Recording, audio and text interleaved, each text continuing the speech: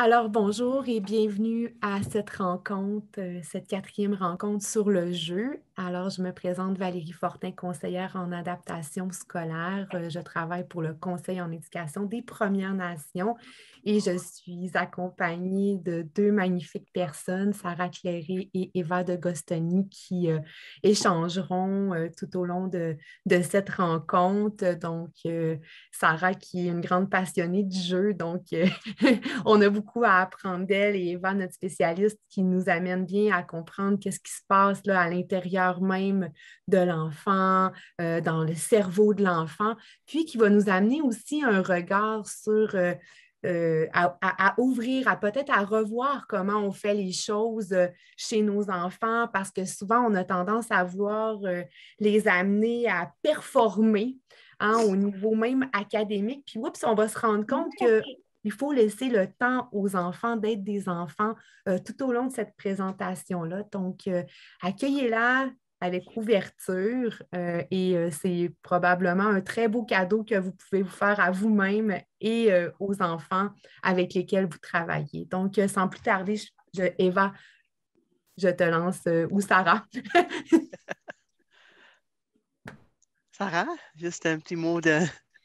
Kwekwe, Sarah Clarine Teshnekashin, Mashtoyet Nuchin. Je suis conseillère à la réussite en langue et culture au CEPN, mais je suis aussi une artiste des Premières Nations en performance multidisciplinaire. Et pour moi, c'est vraiment un honneur de venir parler du jeu parce que je voudrais que vous compreniez tout le pouvoir du jeu, le pouvoir de guérison aussi, de permettre la libération des émotions. Donc, c'est ça que je viens aussi porter comme message aujourd'hui. Oh, merci, Sarah. Et puis, nous allons partager la présentation. Mon nom, c'est Eva D'Agostini. Je suis psychologue scolaire et pour moi, vraiment passionnée à aider les gens à mieux comprendre les petits. Je travaille longtemps parmi particulièrement avec les scolaires, alors les petits de 4 ans, mais je suis aussi très intéressée à mieux comprendre comment on peut préparer les enfants pour aller plus loin dans leur vie. Et ce n'est pas seulement une question d'apprentissage, mais vraiment de développement du potentiel. Et c'est vraiment un grand honneur pour moi d'être invitée pour partager mes connaissances avec vous. Et j'espère que vous allez trouver des choses intéressantes et puis aussi des choses qui vont confirmer qu'est-ce que vous connaissez déjà. C'est pas toujours une question de vous amener à apprendre d'autres choses, mais vraiment aussi de renforcer les choses que vous savez déjà et les choses que vous faites déjà.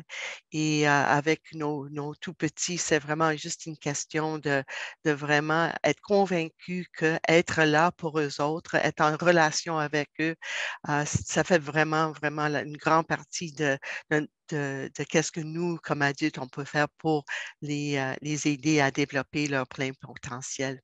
Alors, je vais commencer mes diapos. Si vous voulez fermer vos caméras pour le moment, ça peut-être, oui, ça va nous aider avec l'enregistrement, mais à la fin, on va voir ou au plein milieu, on va voir un moment pour les questions. À ce moment-là, on peut réouvrir les caméras. OK.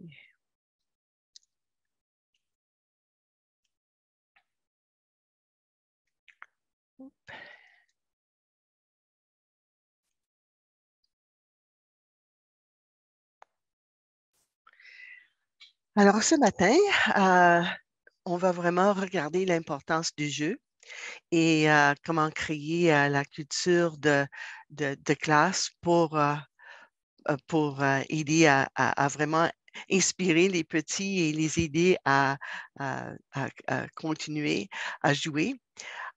Et construire la culture de classe pour laisser aller le jeu et aussi l'importance de jeu et les émotions parce que toujours, on veut vraiment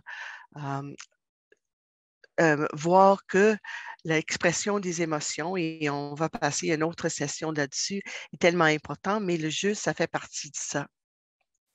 Alors, nous verrons pourquoi le jeu est essentiel pour la croissance et le bien-être émotionnel et comment créer les conditions pour que le jeu émerge à travers la culture de groupe. Juste un petit moment. OK. Juste pour vous dire que la présentation était préparée avec Madame Lena Clugston, qui travaillait pendant plusieurs années avec des tout petits dans le centre des enfants de Baldwin College aux États-Unis, dans l'État de Maine. Elle est vraiment spécialiste pour nous aider à interpréter le paradigme développemental de Dr. Neufeld, ce qui est la base de la présentation que nous allons faire aujourd'hui. Malheureusement, elle n'est pas francophone, alors elle ne peut pas nous joindre. Peut-être un jour, on va essayer d'avoir un moyen de traduire ses mots, ses propres mots, mais pour le moment, c'est moi et Sarah qui vont vous aider à comprendre les connaissances qu'elle a partagées avec nous. Et vous voyez ici Mme Clugston qui est parmi un petit groupe je pense que 2 ans, mais elle travaille aussi avec les plus petits et puis vraiment implanter les suggestions qu'on va partager avec vous, avec les petits. Et elle a, parce qu'elle était capable de suivre les enfants, elle a vu les résultats, les beaux résultats qu'on pourrait avoir. Encore une fois, qu'est-ce qu'on voit ici, c'est, on s'en souvient, et puis le fait qu'il y a toute quelque chose qui déroule, quelque chose qui se manifeste, quelque chose qui se passe. On passe maintenant de l'hiver vers printemps. Le printemps, ça va nous amener à l'été, été vers l'automne, vers l'hiver. Il y a toujours un passage, un temps. Et puis, c'est exactement ça, comme Sarah a dit au début, que maintenant, pour les enfants, c'est le temps du développement. Et on va voir aujourd'hui comment le jeu est essentiel pour ce développement-là. Et encore une fois, il faut avoir beaucoup de patience parce que même maintenant, notre hiver a l'air de ne veut pas partir. On pense que ça ne va jamais arriver, les belles fleurs, mais ça va venir, ça va venir. Et c'est vraiment le message développemental. Et je pense que vous êtes au courant parce que vous passez des jours avec les petits, mais de moment à moment, des fois, on a besoin, on a le désir peut-être de pousser un petit peu, d'aller plus loin, d'aller plus vite, mais très important de ne pas oublier que ça va venir, hein, ça va venir. Alors, le jeu. Et puis, encore une fois, je pense que souvent, on se dit, mais le jeu, c'est pas compliqué, c'est pas complexe, c'est quelque chose évident. Mais il y en a des choses qu'il faut vraiment réfléchir là-dessus et pour ne pas oublier qu'est-ce qui se passe et comment on peut créer un peu l'environnement pour le vrai jeu. Et j'espère qu'à la fin, je vais vous partager, parce qu'il y en a plusieurs niveaux de jeu. Chaque niveau est tellement important. À un certain moment, on veut que l'enfant se perde complètement dans le jeu parce que pour se perdre dans le jeu, aide l'enfant à vraiment se trouver. Mais le jeu, c'est vraiment une activité spontanée qui ne peut pas être enseignée ou commandée. Et enseigner, des fois, il y en a des gens qui me disent, mais cet enfant-là, il n'a aucune idée comment jouer. Et vous avez peut-être complètement raison, mais la chose, c'est que si les conditions sont bonnes, les enfants vont naturellement, spontanément jouer. Et à un certain moment, je vais vous aussi expliquer qu'est-ce que ça veut dire jouer.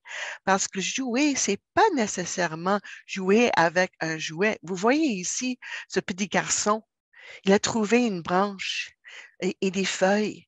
Et juste le fait qu'il est engagé en regardant, en jouant avec ça, ça c'est vraiment le jeu. Le vrai jeu, ça se passe dans un espace délimité à l'intérieur duquel on peut se déplacer ou fonctionner librement.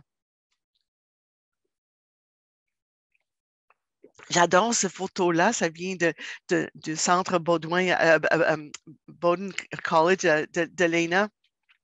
Et ça, c'est quelque chose, encore une fois, qu'on voit souvent, les enfants qui aiment se mettre dans des petits lieux. Et qu'est-ce qu'on veut dire, un espace délimité? Ça veut dire que nous, on crée de la sécurité, on crée un environnement où l'enfant se sent en sécurité. Maintenant, son cerveau est complètement à l'aise pour faire qu'est-ce que lui, il a le désir de faire. Et c'est exactement ça. Et on donne les enfants la possibilité de choisir comment interagir avec leur monde. Alors ici, le petit, on ne sait pas exactement qu'est-ce qu'il veut faire, mais ça se fait toute partie du qu'est-ce qu'on veut dire par le jeu.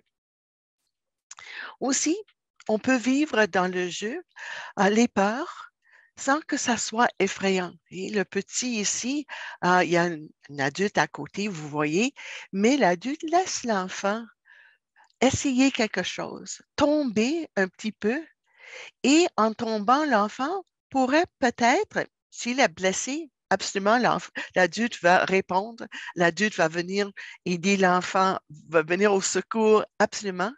Mais à ce moment-ci, si l'enfant est correct dans le moment, qu'est-ce qu'il va peut-être réaliser, c'est que, oh, je peux tolérer ça, c'est pas si grand. Oh, je vais essayer encore une fois. Alors, le jeu vraiment laisse l'enfant travailler aussi ses émotions, travailler aussi vers ses propres limites, essayer de se pousser un peu plus loin. Et vraiment, c'est ça. Alors, Dr. Neufeld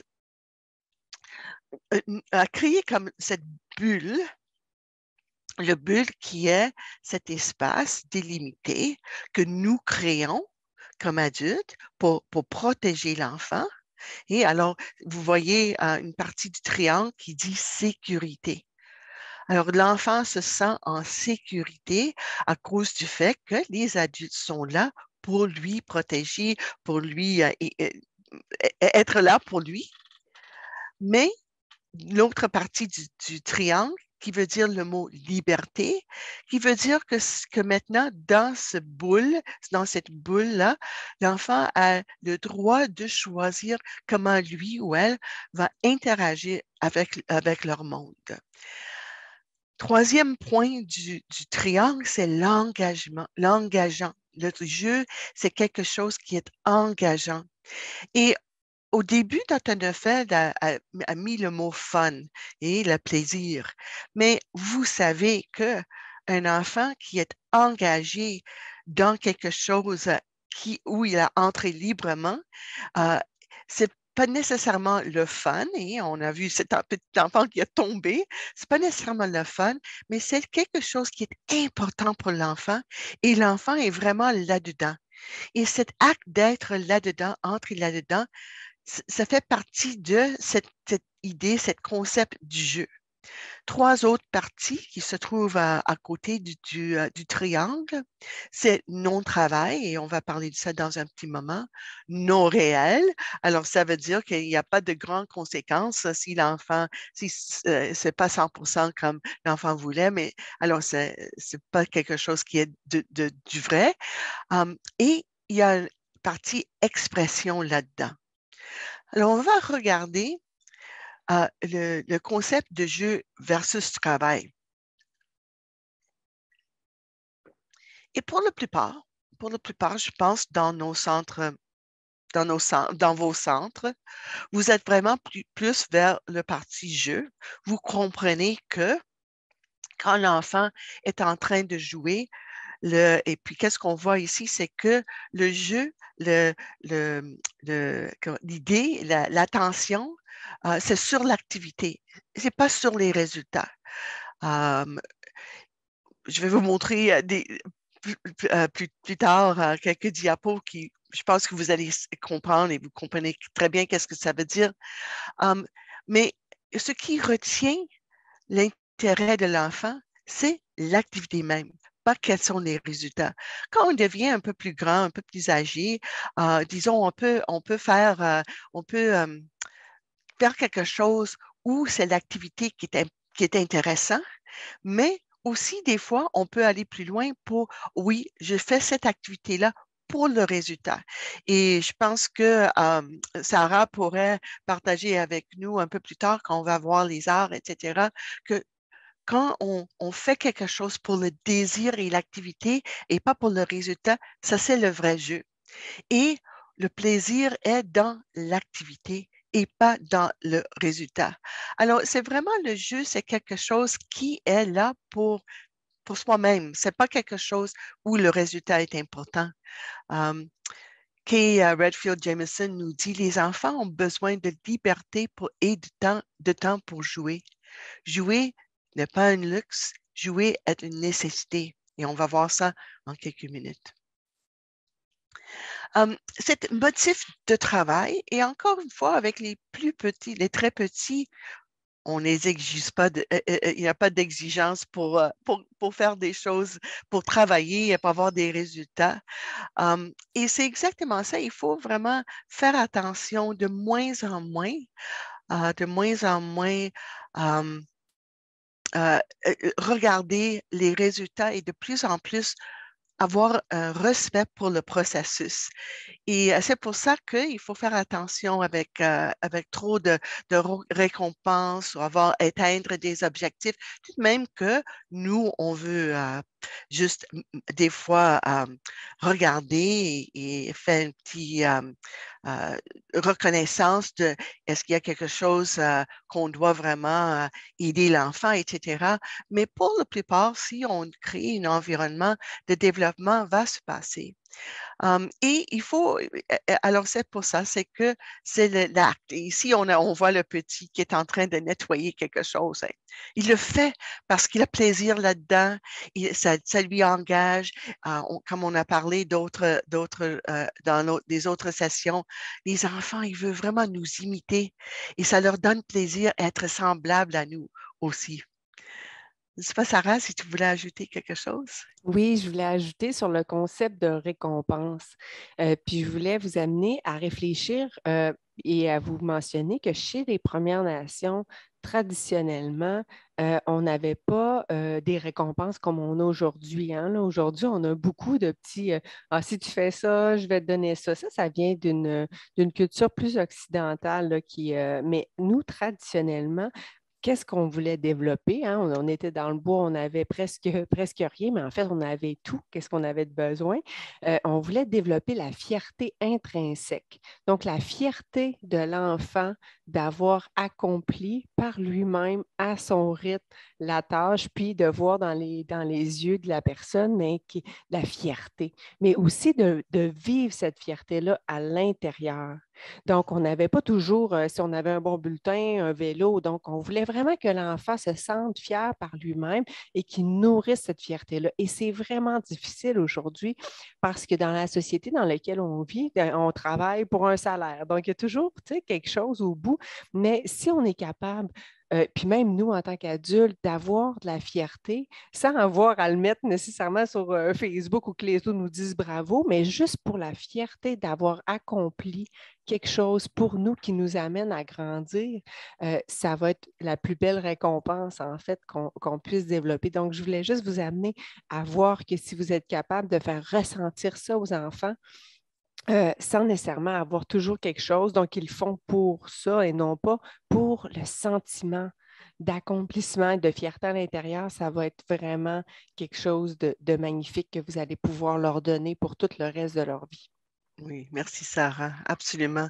Et qu'est-ce qui est important ici, c'est encore une fois, on voit ici avec Madame Lena, les enfants qui nettoient les petits, je ne sais pas qu'est-ce qui c'est des petites tables ou quelque chose. Et encore une fois, c'est l'enfant, ils ont plaisir à faire des choses. Et moi, je dirais, au lieu de féliciter l'enfant, juste dire des petits merci. Juste comme merci, on le fait ensemble. Et c'est pour ça que c'est des opportunités créer du plaisir, mais on sait que c'est une activité sans exigence.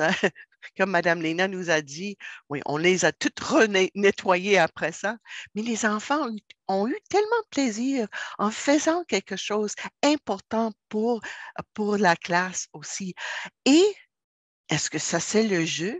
Oui, c'est le jeu parce qu'il n'y a pas d'exigence, il n'y a pas de résultat qui est important. Alors, des fois, on pense que le jeu, c'est seulement avec les jouets.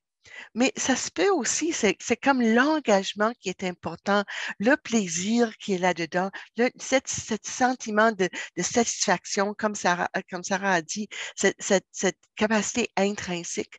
Alors, quand l'enfant est engagé dans une activité où ça donne du plaisir et ça fait volontaire, alors il engage sans être exigé, ça, ça aussi, c'est le jeu.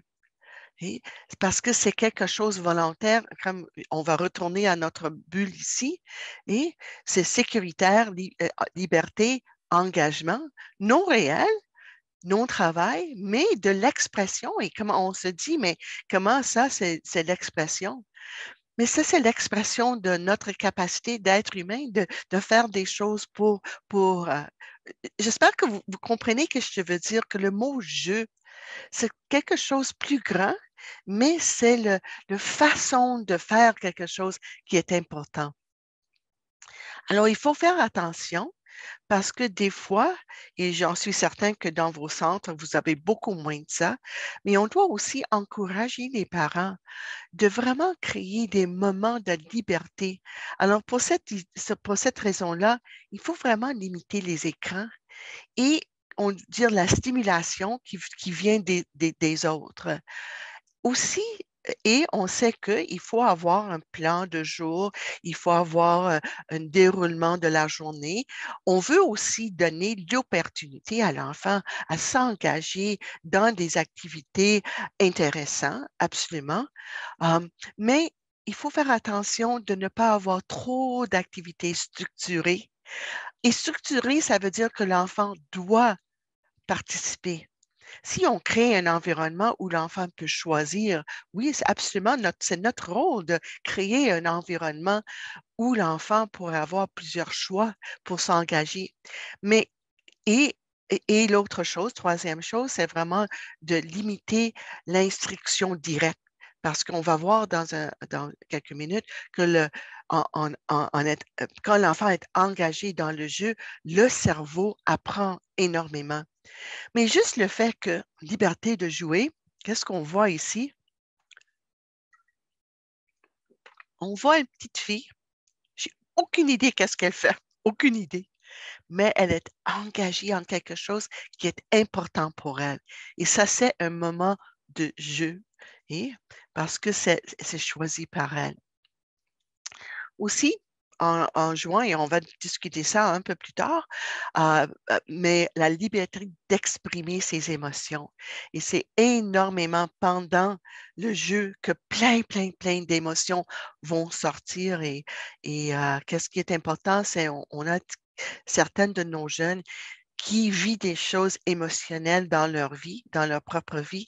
Et si on leur donne l'espace pour jouer, ça va s'en sortir. Comme j'ai dit plutôt vers la fin, on va parler quels sont les moyens d'aider l'enfant à exprimer ses émotions par le jeu. Alors, le vrai jeu et non instruction devrait être le programme de base de toute l'éducation de la petite enfance. Et comme David Hockney nous dit, les gens ont tendance d'oublier que le jeu est sérieux. Et encore une fois, c'est un enfant qui a l'air de travailler fort, mais le travail, c'est initié par lui et c'est quelque chose que lui, il veut faire. Et il a battu quelque chose, il était capable de battre quelque chose et bravo pour lui, mais ce n'est pas le résultat qui est important, mais c'est tout au long le processus, tout ce qu'il a fait pour arriver là. Alors, c'est vraiment le façon. Je ne sais pas, Sarah, tu Oui, voulais... Oui, oui. Oui, je voulais juste ajouter aussi, il ne faut pas oublier que nos tout-petits, ils sont compétents. Et chez les Premières Nations, là, nos aînés, là, ils le voyaient, ça. Ils avaient un grand respect pour ces individus-là. Ils ne les voyaient pas comme des jeunes, des gens d'un second niveau ou inférieur. Ils les voyaient égales. Mais c'était la responsabilité de l'adulte aussi de les accompagner à développer leurs compétences selon leur rythme. Ici, on voit là, l'enfant qui manipule une grosse planche, hein. Et on aurait tendance peut-être à vouloir dire, hey, fais pas ça, tu vas te faire mal. Mais on observe, puis on voit que finalement, tu sais, tout ce qu'on peut voir, c'est la curiosité, le désir, toute cette volonté-là de vouloir accomplir son idée, là, parce que là, son idée, elle est là, puis elle prend toute la place à ce moment-là. Donc, on peut, oui, superviser, encadrer, accompagner pour éviter qu'autour, il y ait des blessures, mais nos aînés savaient bien faire ça. Ils savaient nous donner les outils à la mesure de l'âge de l'enfant pour que l'enfant puisse développer sa compétence pour devenir un adulte socialement compétent qui pouvait contribuer au groupe. Donc, je veux vous amener à dire, souvent, on va souvent dire non parce qu'on a peur. Mais l'enfant, lui, connaît bien ses limites. Puis on le voit souvent, on va voir des photos, l'enfant est par-dessus ou il va rentrer quelque part. C'est sûr qu'il faut être là, il faut être présent pour regarder quels sont les dangers potentiels parce qu'on est l'adulte responsable. Mais il faut aussi leur donner la possibilité de faire l'expérience, même si des fois ça peut paraître épeurant pour nous, mais on peut être surpris à quel point ils sont plus compétents qu'on pense. Absolument. Et c'est pour ça que si les enfants sont dehors, il y a beaucoup plus de possibilités de leur laisser faire des choses dans un petit salle. On doit prendre soin, mais ici, on a beaucoup plus d'espace.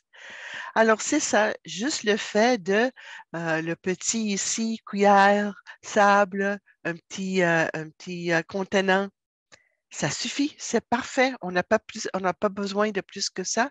À ce moment-là, l'enfant est engagé et le cerveau commence à se développer.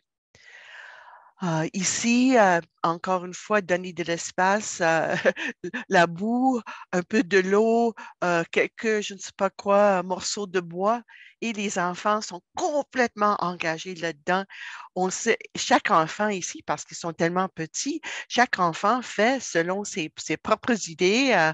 Oui, on doit vraiment juste superviser un petit peu parce qu'ils sont tellement petits et on n'oublie pas, on sait que le cerveau est moins développé, ils n'ont pas la capacité de penser les uns aux autres, mais tout de même, on leur donne la possibilité d'être engagés et encore une fois, le cerveau commence à développer. Et c'est vraiment très important parce que on va voir dans un petit moment euh, quelles sont que le jeu amène les enfants à utiliser plusieurs parties de leur cerveau. Mais de ne pas oublier aussi que le cerveau, comme nous, les êtres humains, c'est tellement intéressant pour moi parce que moi, je préfère de parler des êtres humains, mais quand les gens comprennent que le cerveau, qui est vraiment comme le parti de nous qui nous fait comme des êtres humains, que si on regarde ça comme quelque chose qui développe, on va voir que les résultats sont tellement intéressants. Et le cerveau est créé pour se développer. Et on avait peut-être euh, et encore une fois, dans les anciens temps, il n'y avait pas d'école et il y avait un environnement où les adultes prenaient soin des enfants et à un certain moment commençaient à démontrer quelles sont les choses importantes pour, pour la culture où se trouvait l'enfant. Mais et nous, on pense que on doit enseigner les enfants, mais dans la petite enfance, tellement important de donner l'espace pour le cerveau de faire son vrai travail. Et quelle est la condition? C'est vraiment la croissance cérébrale la plus impressionnante se produit lorsque le jeu se déroule dans le contexte d'une connexion humaine chaleureuse. Et c'est pour ça que peut-être j'ai dit ça dans une autre session, mais je vais le dire encore une fois, c'est pas le fait que nous, ici, l'adulte est engagé parce que le petit veut faire quelque chose qu'il n'est pas vraiment prêt à faire, mais tout de même, elle a laissé l'enfant faire ses efforts. Mais qu'est-ce qui est important, c'est notre attitude, notre présence. Et des fois, on a l'impression que les enfants n'ont pas besoin de nous, pas besoin de moi parce qu'ils sont tellement engagés. Mais chaque enfant, pendant le jeu, va regarder, est-ce que les adultes sont là? Est-ce qu'ils sont présents? Et des fois, c'est juste notre présence, notre sourire. Il ne faut pas jouer avec les enfants, ce n'est pas nécessaire, mais être présent. Ouf, le cerveau se dit, ah, OK, je suis en sécurité et continue. Et c'est en sécurité que le cerveau est capable de développer. Ici, on voit une très petite. Elle sait qu'est-ce qu'elle veut faire. Elle a quelque chose dans la tête. Et c'est pas, on doit juste, encore une fois, essayer de créer l'environnement où l'enfant se sent en sécurité. Et c'est ça exactement. C'est pas nécessairement la stimulation extérieure qui est importante, tout de même que l'interaction avec nous, c'est important, mais c'est parce que je sais des fois, vous avez d'autres choses à faire ou d'autres enfants à qui vous devez s'occuper, mais les enfants, quand ils se sentent en sécurité, ils vont créer, ils vont engager avec le monde. Encore une fois, on voit ici un enfant qui est en train de créer quelque chose. Qu'est-ce qui est intéressant ici, c'est que à l'âge préscolaire, à cause du fait que le cerveau est vraiment mettre le focus sur une pensée à la fois, souvent les enfants, les petits, sont vraiment capables de mettre le focus sur quelque chose, de prendre l'attention là-dessus. Et ça fait aussi partie du développement. Souvent, quand les enfants sont un peu plus grands, les adultes disent, mais l'enfant n'a pas la capacité de mettre le focus sur l'enseignant, de se garder dans un moment attentionné, dans un moment où il mais cette capacité de vraiment mettre le focus sur quelque chose, ça commence par le jeu. Et ici, on voit le petit, et j'en suis certain qu'il y avait plein d'erreurs qui se passaient, il y a des choses, des frustrations, mais lui, il a continué à trouver un moyen de résoudre les problèmes que lui, qui vient de lui-même aussi. Et c'est parce que lui qui veut créer quelque chose. Et ce sont les conditions idéales. Et des fois, on a le désir d'interpeller et de dire à l'enfant, mais fais comme ci, fais comme ça, tu vas réussir. Beaucoup plus important de laisser l'enfant. Oui, il y en a des enfants qui vont devenir frustrés, qui vont dire arrêtez de jouer, mais encore une fois, la frustration, c'est important aussi, c'est une émotion importante. Et à un certain moment, l'enfant va peut-être revenir et recommencer. Et le petit ici, c'est ça qu'il a fait pendant plusieurs temps. Alors, comme Donaldson nous dit, les enfants apprennent en jouant. Plus important encore, en jouant, les enfants apprennent à apprendre. Et à ce moment-ci, l'apprentissage doit venir de la part de l'enfant.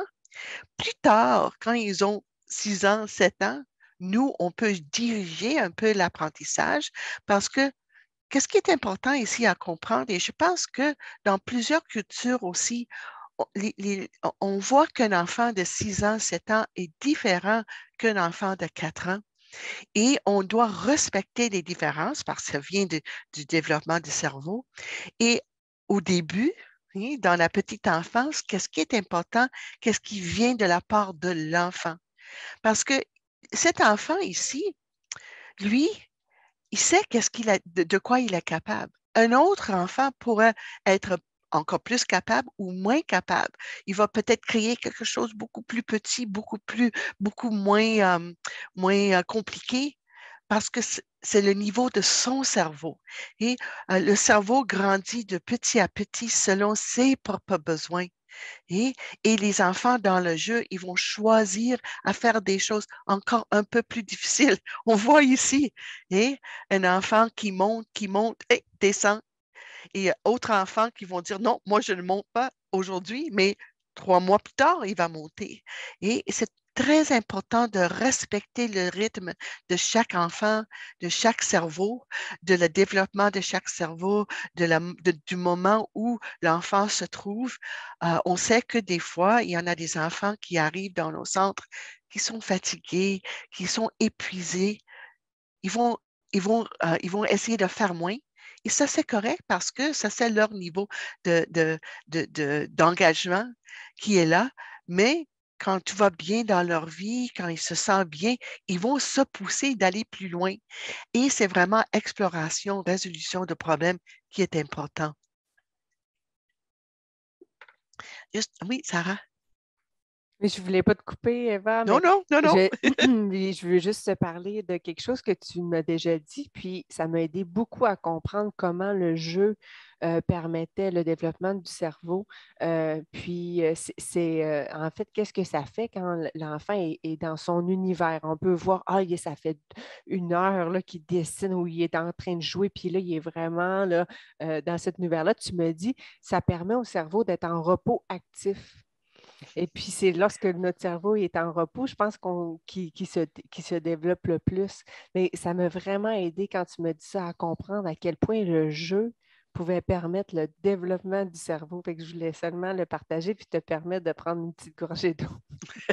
Non, n'importe quand, Sarah, n'importe quand. Tu ne me coupes pas du tout. Tu ajoutes toujours quelque chose de très important et intéressant.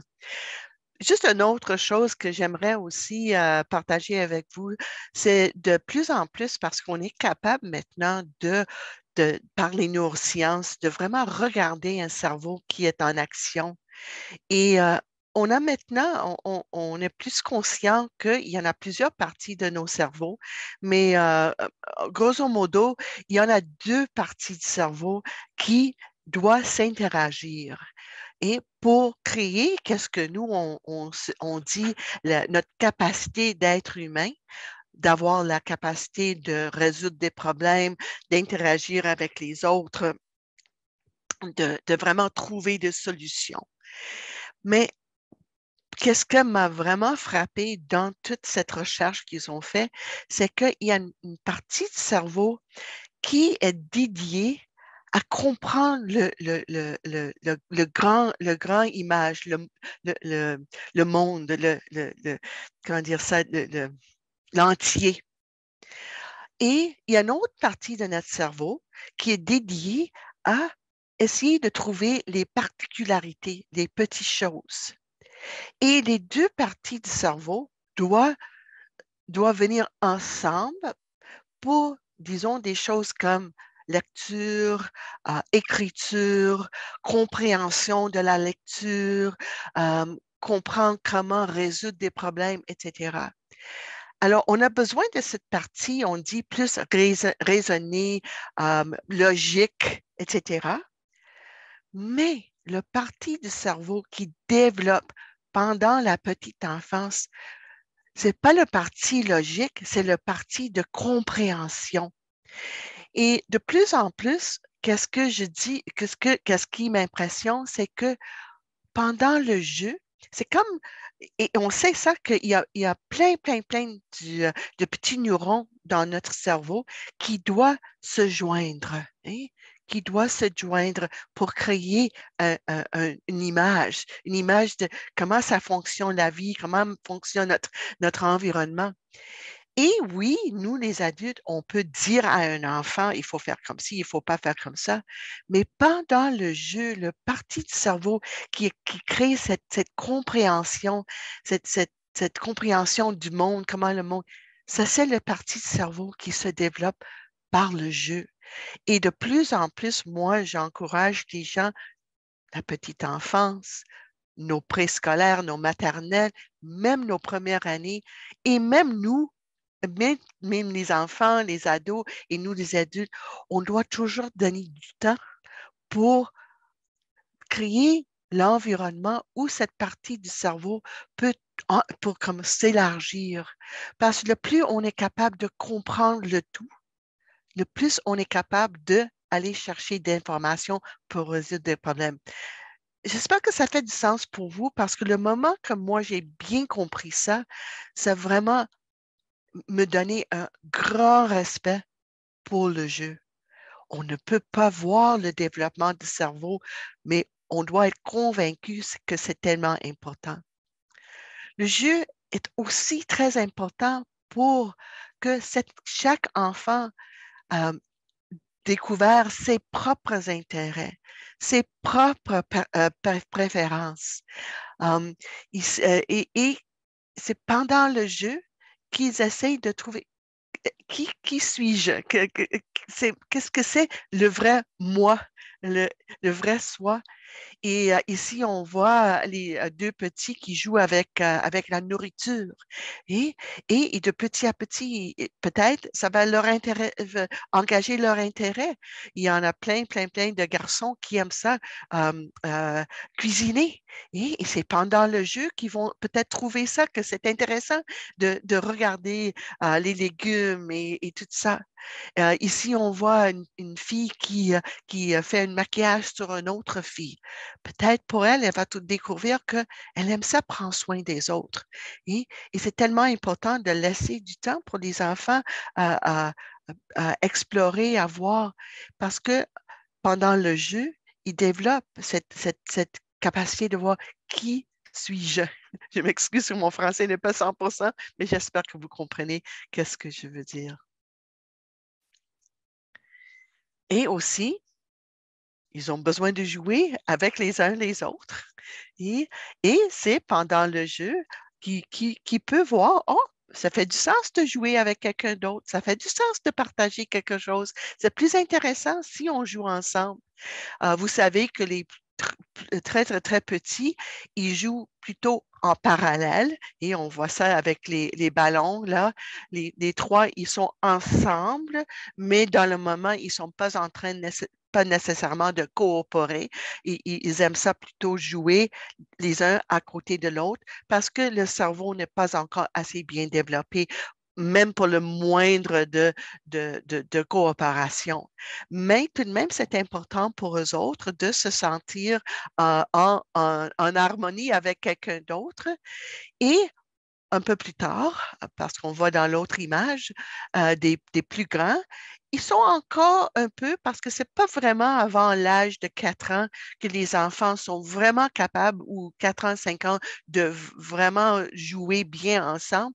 Mais à l'âge de 3 ans, ils voient qu'on peut faire des choses ensemble. Alors, ça fait partie de leur capacité relationnelle et d'être ensemble, d'être en société pour jouer ensemble.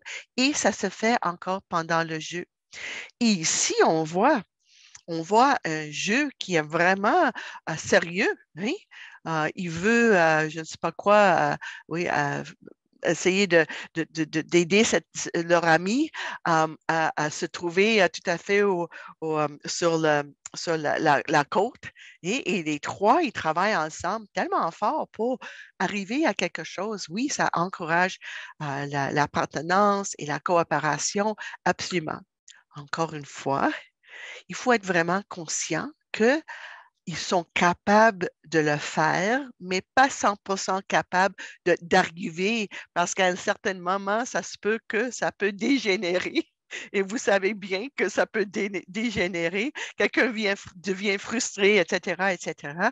Et notre rôle, c'est d'intervenir et juste d'essayer de tout arranger ça, mais toute seule, il veut faire ça et ça fait partie de leur jeu. L'expression émotionnelle, encore une fois, tellement important.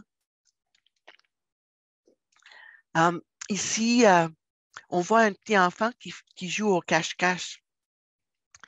Jouer au cache-cache, comment c'est expression émotionnelle? Mais on a parlé tout à fait au début que nos petits ont vraiment besoin de relations et ils ont une peur de séparation. Et quand on joue au cache-cache, c'est tellement intéressant parce que l'enfant joue à la séparation. Oui. L'enfant joue du fait que je vais me cacher. Est-ce que tu peux me trouver? Et c'est exactement ça, c'est l'acte comme s'éloigner et d'être trouvé. Et pour certaines de nos jeunes, c'est tellement intéressant que ils ont besoin de jouer à cache-cache parce qu'ils ont besoin de savoir que les adultes vont les trouver. Et il y en a certains enfants qui sont pris un peu là-dedans. On peut se demander ben, pourquoi il veut jouer à cache-cache avec moi, parce qu'il veut être vraiment rassuré que les adultes vont faire l'effort de les trouver. D'autres images, on voit des enfants qui jouent un peu rough et un peu comme ça, mais c'est une façon d'exprimer un peu le désir d'attaque, le désir de vraiment, et c'est en jeu et tellement intéressant que même jouer, je m'excuse, peut-être Sarah, tu pourrais m'aider avec les mots, le euh, play fighting. Les jeux de chamaille. Oui, oui, chamaille, c'est ça. Mm. Et pendant ce jeu-là, et je sais que des fois, il faut faire attention, les enfants comprennent comme- euh, parce qu'ils veulent jouer, quelles sont mes limites et en cherchant les limites de ne pas blesser leur ami, ils sont capables de gérer un peu leurs émotions, de gérer des choses. Alors, tout de même, je sais, on n'est pas tellement d'accord avec ça. Ça peut aider les enfants un peu à développer leur capacité de savoir la limite, hein, etc. Alors, on voit ici que vraiment le jeu, c'est pour plein de choses. Et c'est pour exploration et résolution de problèmes. Et encore une fois, cette exploration, ça développe le partie du cerveau qui vraiment est capable de voir l'image plus grande. Qu'est-ce qui est important? On a vu ça. On veut avoir des adultes qui sont capables de vraiment comprendre qu'est-ce qui se passe. Parce que des fois, on peut mettre le focus sur juste une petite idée, mais des fois, c'est l'image plus vaste qui est important. Alors, le jeu créer les conditions pour ça. C'est créer la condition pour découverte des intérêts personnels et des préférences. Et ça, c'est très important parce qu'on a besoin de chaque personne, de chaque individu avec ses propres préférences dans notre société. Et c'est pendant le jeu que l'enfant peut découvrir, ah, moi, j'aime ça bien dessiner. Ah, moi, plutôt, c'est construire.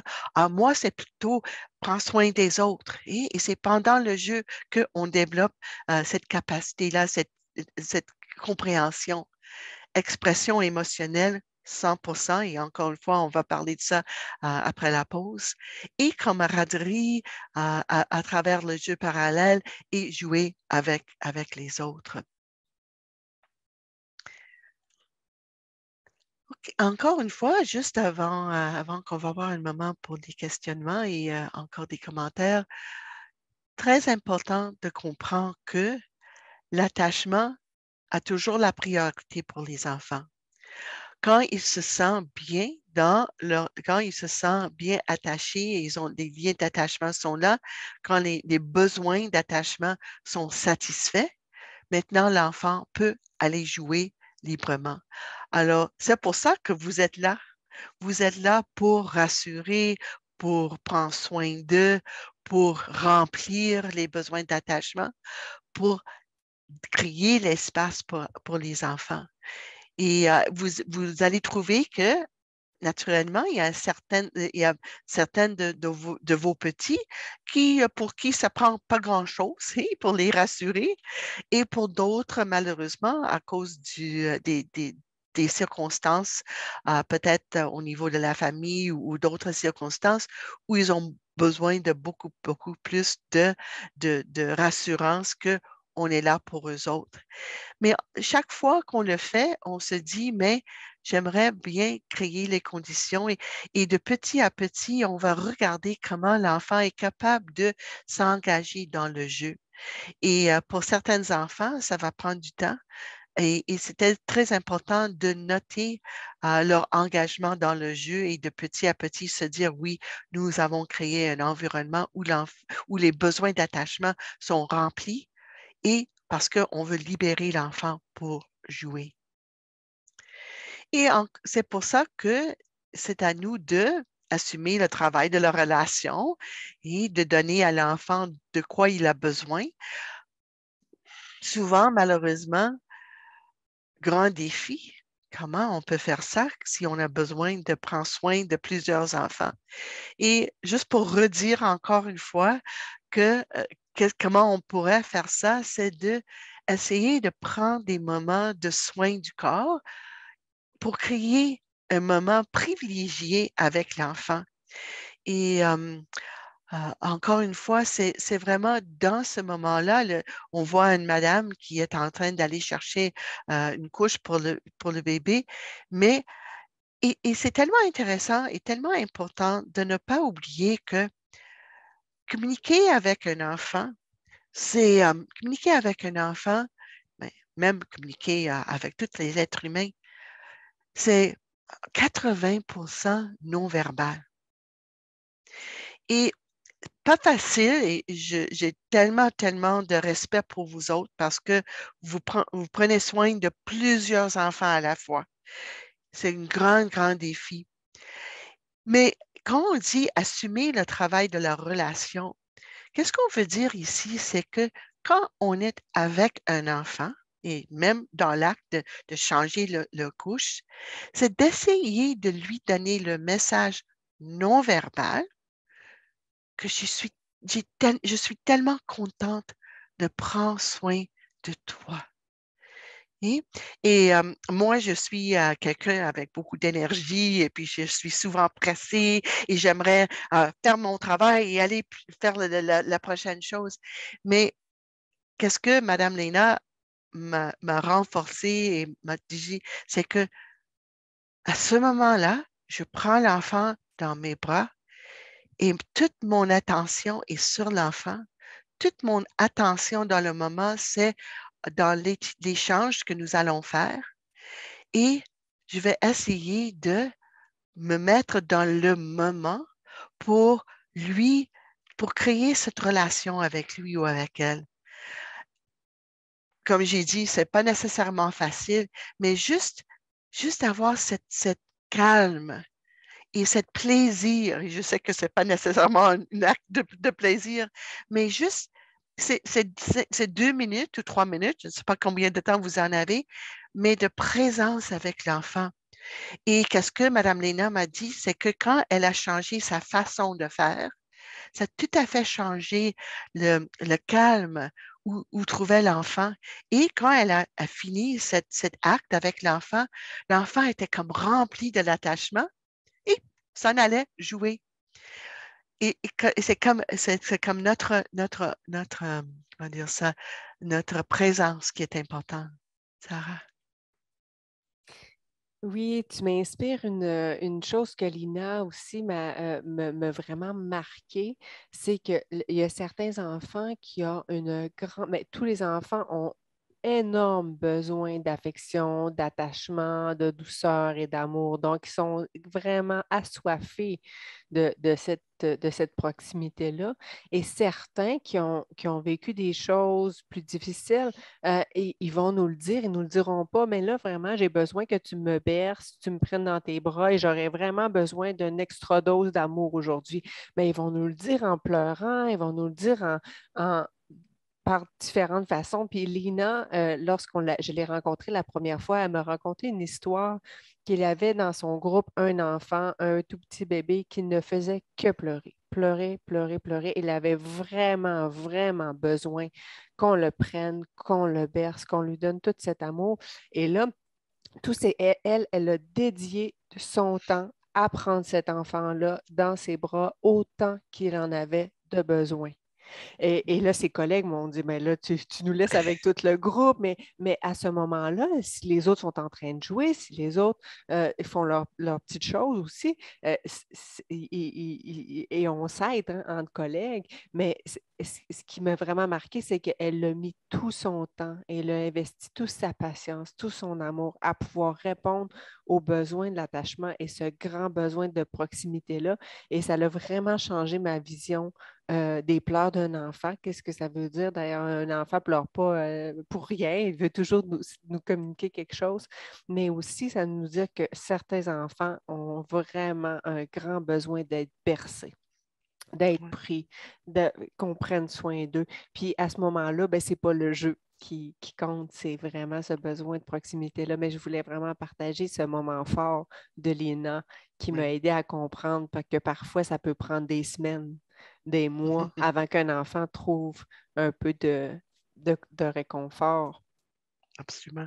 Mais on le fait parce que, premièrement, c'est le besoin de l'enfant, mais ça livre, quand l'enfant est rempli, quand ses besoins d'attachement sont comblés, maintenant, il peut aller jouer. Et c'est ça qu'on veut parce qu'on le fait pour le réconfort, mais ça fait partie de notre travail comme adulte, de créer l'environnement où l'enfant est libéré, hein, pour jouer. Et encore une fois, juste pour vous dire, vous montrer que ce n'est pas des jouets qui sont nécessaires. L'enfant ici se mettre sur un petit, encore une fois, je m'excuse, il me manque de vocabulaire, mais c'est quelque chose de naturel, un petit morceau de bois, et parce qu'il veut aller chercher un petit morceau du lin ou de tissu. Et qu'est-ce qui est important ici?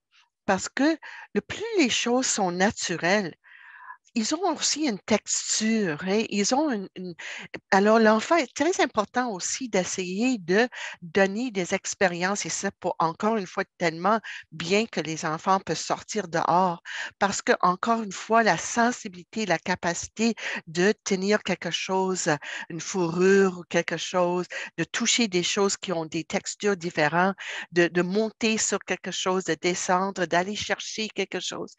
Encore une fois, ça c'est le jeu et c'est ça qui développe le cerveau. On peut jouer dans l'eau. Ça ne prend pas grand-chose ici. De l'eau, un petit pelle, ça suffit. Pas bien besoin de plus. Et un enfant qui a créé quelque chose elle-même et maintenant elle joue avec ce qu'elle a créé. Alors, quand les besoins d'attachement sont comblés, on libère l'enfant pour jouer et c'est pendant le jeu que le développement se fait. Alors, c'est exactement ça, notre salle de classe, notre groupe, on doit créer et ça donne la sécurité et les enfants vont faire plein de choses. Les trois ici, les trois garçons ici ont joué, voulaient pousser le petit truc là et ils ont joué ensemble pour le faire. Alors, c'est à nous de créer l'environnement et les enfants vont s'occuper là-dedans. Toujours une structure, une prévisibilité, quelque chose qui déroule lentement dans la classe. Et vous savez que parce que vous avez des moments pour donner à manger, vous avez des moments pour changer les couches, vous avez des moments pour, etc., etc. Et ça fait la partie naturelle du rythme de la classe. Et ici, il faut que les enfants font des choses comme ici, Léna nous montre que les enfants vont nettoyer leurs bottes. Et vous savez que elle chante toujours. Elle fait toujours des petites chansons, des petites façons de faire. Et on se demande avec les enfants qui doivent s'habiller dans les grands habits de neige, comment on pourrait faire ça plus agréable pour les enfants? Et, et des fois, des chansons, des petites choses qu'on dit, ça va ajouter un peu de plaisir là-dedans. Et c'est ça, des chansons pour des moments de transition corporelle, changement, une activité envers l'autre. Et encore une fois, chanter, peut-être, ce n'est pas 100% naturel pour certaines personnes, mais quand on chante, notre ton de voix est tellement plus agréable que si on veut donner des directions. Alors, pas nécessairement chanter, ça peut dire que c'est le temps de laver les mains, le temps de laver, juste quelque chose comme ça. C'est pas une grande chanson. Sarah, je ne sais pas si c'était quelque chose à ajouter. Oui, avec ma grippe, je ne ferai pas la chanson de changer la couche. Je l'ai fait la dernière, la dernière session. Mais on peut improviser, hein. Avec les enfants, c'est surtout qu'il n'y a pas de jugement. Ils ne vont pas nous dire: Oh mon Dieu, madame, vous chantez mal, votre chanson n'est pas bonne. Donc, on peut improviser. Puis sinon, ben, il y a des grands succès, hein, passe-partout, brosse, brosse, brosse. Je me brosse les dents. Donc, puis l'important, c'est qu'on a tendance à vouloir, on va toujours trop vite, hein, pour les enfants. Il faut se rappeler, eux, hein, ils ont leurs petits doigts là, qui ne sont pas encore toute leur motricité développée, hein. Tout est difficile. Puis on veut toujours aller plus vite. Vite, on s'habille, vite, on met nos bottes, vite, on brosse nos dents, vite, on lave nos mains. Mais pourquoi pas prendre le temps, prendre plus de temps, donc planifier ce temps-là de laver nos mains, mais de le mettre avec du plaisir, de le mettre avec quelque chose qui fait en sorte que, bien, crème, qu'à chaque fois que à chaque fois que je vais me laver les mains, bien, c'est plaisant. Quand je me brosse les dents, c'est plaisant aussi. Ce n'est pas une corvée, ce n'est pas quelque chose de routinier qui est ajouté et qui devient lourd. Donc, quand c'est le temps de s'habiller, si on a une chanson, on met notre tuc ou encore, puis je vous invite, je suis en langue et culture, à ajouter des mots de la langue dans ça. Ah oui. Donc, vraiment, là, en plus, ben, on leur apprend. Puis là, c'est tout le temps drôle, puis on peut même mettre la tuque par-dessus nos yeux, puis faire comme des cachettes, puis en faire un jeu. Tout ce que ça prend, c'est un peu de créativité et de prendre le temps du rythme de l'enfant, puis essayer de mettre un peu de plaisir, puis de sourire à l'intérieur de ça. Oui, absolument. Oui, et de plus en plus que j'entends Sarah et que j'entends Léna, de plus en plus, qu'est-ce qui vient à moi, c'est que prends le temps, aller plus lentement. Si on a planifié 4 activités et on arrive à jusqu'à avoir 3, mais si avec ça, on a, on était capable d'avoir de plaisir, d'avoir un ralentissement, une douceur, un moins de stress, ça va aider les enfants. C'est pas la quantité d'activités, c'est le processus qui est important, le plaisir, le fait que les adultes sont aussi un peu relax. Et c'est comme ça qu'on veut dire construire la culture du groupe. Et de ne pas oublier, comme Sarah dit, que nos enfants, ils ne peuvent pas aller trop vite et ils ont besoin du temps pour. Des fois, ils regardent, et même en habillant, ils regardent comme ça, mais c'est parce que quelque chose, ils ont besoin d'avoir un moment de regarder. Alors, on espère que vous pouvez juste observer un peu et respecter le fait que les enfants, ils s'engagent avec quelque chose et ça, c'est important pour leur propre développement, même que ce n'est pas notre idée à nous. Alors, je vais arrêter ici. Bon, alors, on veut parler, on veut utiliser cette partie de notre rencontre vraiment de encore juste parler du fait que pendant le jeu, c'est le moment où il y a plein d'émotions qui pourraient sortir pour les enfants. Et on sait que l'état des enfants, et c'est souvent un état émotionnel, ça fait partie de leur développement. Et la prochaine session, on va vraiment parler de l'importance des émotions et etc. Alors, aujourd'hui, c'est juste pour vous dire que vraiment, les émotions ont besoin d'être exprimées. Et ça, vous connaissez déjà. Vous voyez ici la madame qui est en train de faire le réconfort à 2 enfants en même temps. Bravo pour elle.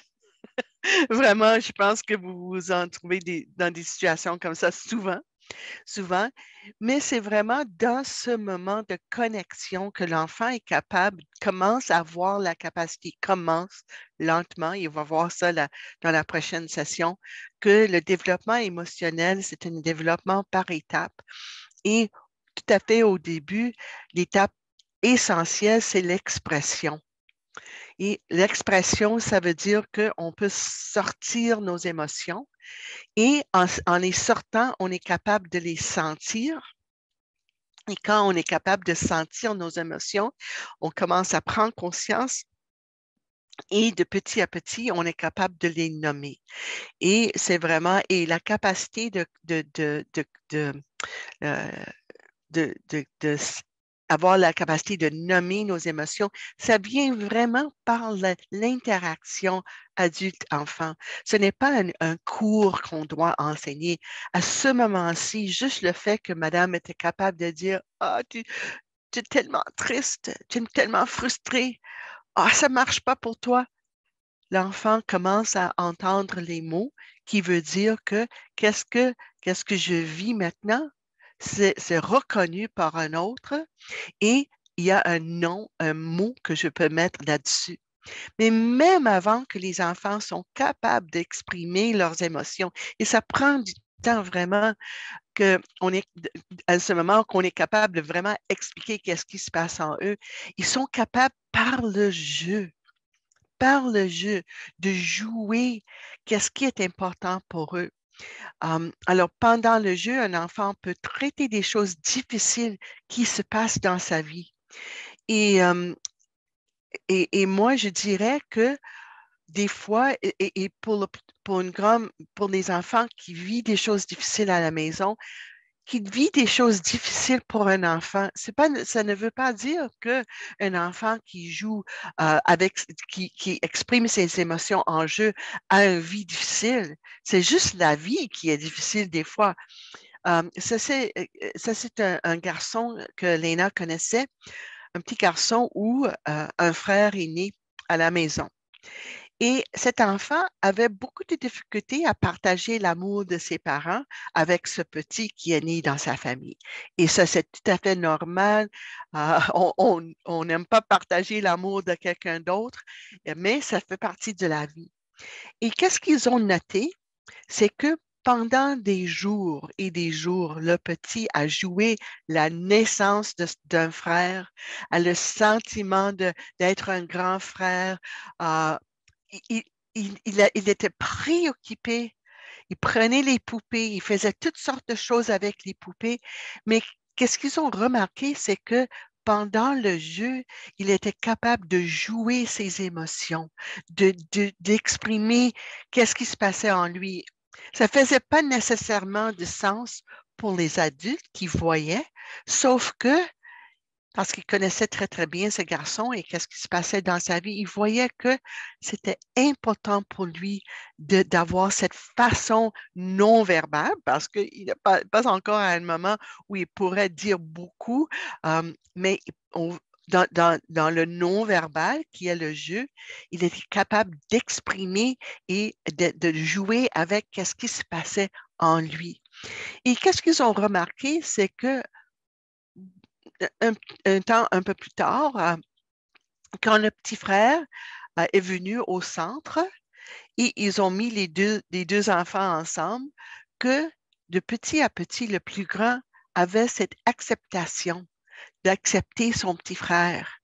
Et c'est vraiment dans le mode de jeu que on est capable de supporter les émotions tendres, les émotions qui nous rendent vulnérables.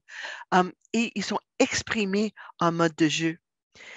Et c'est très important encore une fois, on est vraiment, on a beaucoup de soucis à ce moment-ci de la santé mentale de nos jeunes. Mais qu'est-ce qui est important ici, c'est que laisser jouer les enfants. Moi, j'ai donné beaucoup de formations tout à fait au début de la pandémie et au cours de la pandémie, même pour les écoles, même avec les plus grands. Et une chose que j'ai toujours rappelé aux gens, c'est le plus on est, on est plein d'émotions, parce que vivre dans une pandémie, ça veut dire vivre plein d'émotions, l'alarme, frustration, tristesse, etc. Le plus on a besoin de jouer, et nos enfants particulièrement. Et on doit laisser espace pour cette capacité d'exprimer. Et on va voir dans un petit moment avec l'aide de Sarah comment le jeu est créé pour cette expression est très, très, très important. Mais il faut aussi se rappeler que le jeu n'est pas une performance. Ça veut dire que c'est vraiment, il faut faire attention parce que des fois, les enfants sont capables très bien à faire quelque chose. Ici, on voit des enfants qui sautent et aiment ça sauter. Et des fois, on veut démontrer comment ils sont bons ou comment ils sont bons dans la danse. Et performer, ça veut dire montrer aux autres et comme avoir un peu d'exigence de le faire. Qu'est-ce qui est plus important? Juste laisser l'espace pour sans féliciter, sans faire trop de commentaires. On peut à côté dire, waouh, regarde comment il est, mais juste laisser parce que chaque enfant va faire à son propre rythme et celui qui sont bons, ils le savent, ils n'ont pas besoin. Mais l'important, c'est juste de laisser les enfants jouer. Et l'autre chose qu'on peut voir ici, que Léna nous a dit, c'est que c'était tellement intéressant parce que ce sont des petits de 3 vers 4 ans pour qui la partage, pour qui la coopération est encore un peu difficile. Mais disait Eva, c'était tellement intéressant que les enfants étaient capables de prendre le tour, d'avoir un peu patience avant que eux autres, ils pourraient le faire même. Et aussi, on peut voir dans la troisième partie des images que le jeune, maintenant, c'est son tour et comment son corps est lancé là-dedans. Et tout ça fait partie de qu'est-ce qu'on veut instaurer dans nos centres. Les enfants qui s'engagent, qui se mettent là-dedans juste pour le plaisir. Et pas pour la performance, pas pour nous montrer comment ils sont bons, mais juste pour le plaisir de le faire. Et le jeu, c'est pas un divertissement, c'est vraiment quelque chose où l'enfant est engagé. L'expression, c'est ça qui est important. Pas comment il est bon de le faire, mais juste le fait qu'il veut le faire, qu'il mette beaucoup d'énergie là-dedans et que en faisant ça, il développe ses compétences, mais il y a aussi une façon d'exprimer la joie. Hein. Parce que faire quelque chose bien, sauter, c'est la joie aussi. Alors, le jeu est vraiment impliqué avec les émotions. Et c'est pour ça que on veut vraiment donner de l'espace pour l'art, pour se déguiser, pour faire semblant, pour avoir la musique, parce que, encore une fois, jouer de la musique, c'est une façon de jeu. La danse, les histoires sont toutes les façons dont les émotions peuvent sortir. Et alors, c'est exactement ça. Alors, Sarah, je te donne un moment vraiment pour partager ton expertise. Mon expertise. Ouais, ta joie, ta joie, ta plaisir, ton cœur qui est là-dedans. J'accueille parce que cette expertise-là, en tant qu'artiste, je vous parle en tant qu'artiste multidisciplinaire, il a fallu que je travaille très fort. En fait, pas du travail, mais que je la pratique par l'expérience, petit à petit, en fait, que je me la réapproprie. Aujourd'hui, je voudrais vous dire, toi, Karine, Sana, tout le monde qui est ici, quoi les artistes? Quoi l'artiste en toi? Euh, et puis, vous allez voir pourquoi je dis ça. Lorsqu'on donne un pot de peinture à un enfant, disons 1 an, hein, il va mettre sa main, il va explorer, il va être fasciné, il va mettre ça sur le mur, sur le papier, et là, il va être, comme je dis, fasciné par son empreinte, par qu'est-ce qu'il vient de créer. Dans sa tête à lui, là, il ne va pas dire « Oh mon Dieu, c'est pas beau ».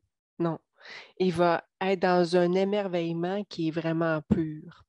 Et c'est pour ça que je dis que on est tous des artistes. On a tous ce besoin de laisser cette trace-là, de se découvrir, de se faire du bien. S'il y en a ici qui pratiquent encore de l'artisanat, de la peinture, ou même dire moi quand je marche. Hein, quand je marche, c'est le moment où on dirait que toutes les choses se placent. Je pense à mes choses, je suis en créativité.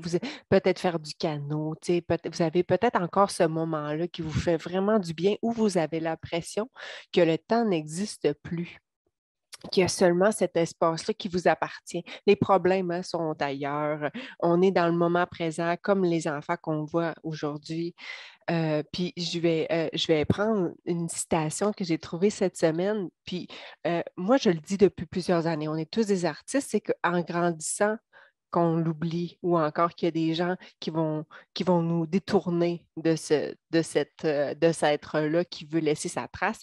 Et c'est une citation d'un artiste pas très connu, là, Pablo Picasso, qui a dit chaque enfant est un artiste. Le problème, c'est comment rester un artiste lorsqu'on grandit. Donc, c'est ça que je veux vous parler, de l'importance. Puis vous avez encore la magie des tout petits hein, qui ont 2, 3 ans, qui sont encore dans un espace tellement, qui croient à cette magie-là, cet univers où on peut vraiment entrer très facilement là-dedans. Donc, vous avez cet espace-là qui est très précieux, que vous pouvez amener les enfants à encore plus expérimenter et encore plus libérer qu'est-ce qu'ils ont à libérer. Quand je dis que moi, ça a pris du travail, je pourrais vous dire qu'à un moment donné, lorsque j'ai commencé à faire de la performance, je suis une personne qui est très gênée. Mais quand je dis que je dois le travailler par l'expérience, à un moment donné, j'ai fait une performance où j'ai dansé dans mon masculin. Je suis une personne, deux esprits. Donc, j'ai dansé dans mon masculin et j'étais au Musée de la civilisation. Il y avait le ministre des Affaires autochtones, plein de gens qui étaient là, des jeunes autochtones qui étaient dans des cours d'art. Puis là, vraiment, j'ai tout laissé sur la scène. J'ai j'ai pleuré, j'ai vraiment sorti tout ce que j'avais à sortir dans mon émotion. Ça m'a pris 1 mois, m'en remettre. Mais de petit en petit, j'étais capable de rentrer dans cette vulnérabilité-là, d'apprendre à me connaître en tant qu'artiste, puis de sortir ce qu'il y avait besoin de sortir par là. Quand j'étais à peu près dans la vingtaine, je coordonnais un groupe de jeunes dans un camp d'été. Puis, à un moment donné, j'ai vu 2 enfants. Une petite qui faisait son dessin avec des arcs-en-ciel, des soleils. Il y avait plein d'animaux là-dedans. Je regarde ça, puis je suis toujours un regard critique. J'observe, puis je me dis, ça doit bien aller dans la vie de cette petite enfant-là. À côté, j'avais un petit garçon que je connaissais son bagage, qui restait près de chez moi, puis lui, ça n'allait pas du tout. En fait, quand il communiquait, cet enfant-là, il criait. Fait que j'imagine que c'est comme ça que lui, on lui parlait à la maison. Bien, lui, il a pris du rouge et du noir et me mélangeait ça. À un moment donné, je vois ça, je dis, bien, qui a mélangé le rouge puis le noir? Puis là, je vois son dessin, puis je dis, tu veux-tu plus de rouge puis de noir? As-tu besoin d'une autre feuille? Tu sais? Donc, je reconnaissais son besoin de s'exprimer à travers l'art. Il me disait quelque chose de très profond sans me le dire nécessairement avec les mots, mais pour moi, là, c'était de laisser cette place-là. Jamais il me serait venu de dire hey, voyons, son dessin n'est pas beau. Son dessin était le reflet de ses émotions et de son âme à ce moment-là. Donc, la puissance de l'art. Et les gens et les jeunes, ils vont faire sens avec leur création, avec leurs imitations. Ils vont des fois être très, peut-être même pas épeurants, là, mais ils vont prendre des personnages. Là, puis, donc, ils ont besoin là, de rentrer dans ce rôle-là pour sortir qu'est-ce qu'ils ont besoin de sortir dans un milieu sécuritaire pour eux. Donc, je vous invite à parfois prendre du recul puis à observer qu'est-ce que les jeunes vont vouloir vous dire par l'art. Parce que l'art a ce pouvoir-là, comme je vous disais tout à l'heure, de libérer qu'est-ce qu'on a à libérer et nous permettre aussi d'avoir une lecture de l'artiste ou de celui qui est dans le moment d'art, d'où je suis à ce moment-là dans ma vie précise et de laisser cette trace, de me permettre d'exister, de me permettre d'être sans jugement pour qu'est-ce que j'ai à produire. Donc, toute l'importance d'essayer de ne pas mettre de qualificatif, c'est beau, c'est pas beau. Mais surtout de faire sentir à l'enfant que qu'est-ce qu'il est en train de faire, c'est correct. Qu'est-ce qu'il est en train de faire, c'est intéressant, puis qu'il est encouragé à aller même au-delà de ce que lui, on pourrait mettre ou penser qu'il est capable. Donc, moi, je vous encourage à mettre des grands feuilles par terre, à ne pas trop essayer de les rentrer dans un petit cadre, parce que les enfants ont de grandes personnalités quand même. Donc, plus vous allez créer cet espace-là, plus eux, ils vont le prendre. Puis j'avoue que des fois, ça peut être difficile, la peinture à l'intérieur, puis il faut gérer, mais l'extérieur est là aussi. Puis souvent, il y a moins de dégâts à ramasser si on amène ces grands morceaux de feuilles-là à l'extérieur, avec la peinture et tout ça. Et aussi, après, on nettoie nos pinceaux dans le jeu, toujours. Donc, ça peut être vraiment le fun, puis de voir les couleurs qui se mélangent, puis qu'est-ce que ça fait, tout ça. Donc, vraiment, de vous permettre d'explorer. Donc, la peinture a vraiment, et le jeu, l'art a un grand pouvoir.